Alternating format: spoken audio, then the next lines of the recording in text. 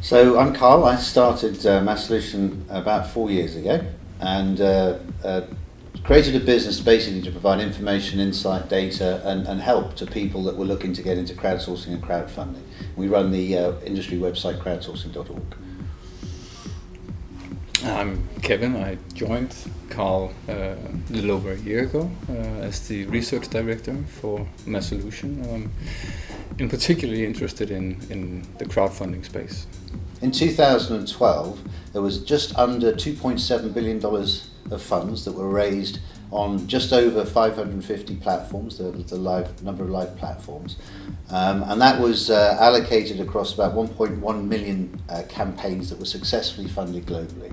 So traditionally it's been for social causes or campaigns that had some engaging community component to them, and what we're seeing now is sort of a transition into more business and entrepreneurial crowdfunding. Although social causes still has a lot of activity and it gets a lot of traction on campaigns, and any campaign owner who are sort of able to communicate a community engaging factor underlying the campaign will be more likely to be successful. I mean, what we're seeing here is basically technology catching up with the way that we want to behave. Okay, so for a number of years, people have already expressed their desire to just engage differently on the internet. You can publish your own work on YouTube. You don't need production and distribution anymore. When we go to Amazon, to these big e-commerce sites, Amazon, eBay, we don't really care about a paid reviewer and what they think about a particular book. What we care about is other customers' views. News is being reported democratically. People are filming news events with their own cameras. So this general behaviour and this desire, to sort of distribute and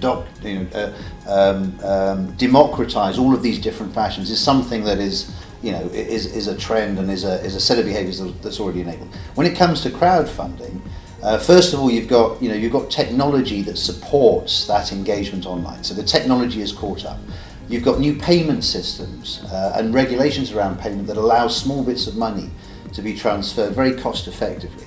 And you've also got a tremendous number of people coming online. There's going to be 3 billion people online by 2016, 5 billion people by 2020.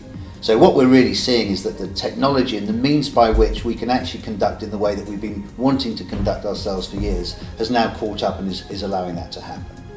If you take the engagement factor out of the entire equation, then you're left with a product, a consumer or a potential consumer, and patience, right? That's what you're aiming at. And why would people all of a sudden be more patient and wait half a year to get their coffee pot or whatever you just pre-purchased, right?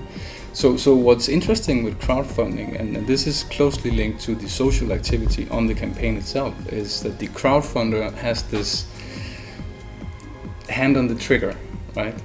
If we don't reach this funding goal, there's not going to be a product, right? So you're co-deciding with the other crowdfunders which kind of products will be in the market a year from now. And that level of engagement and this opportunity to decide the consumption options for other people has not been there before.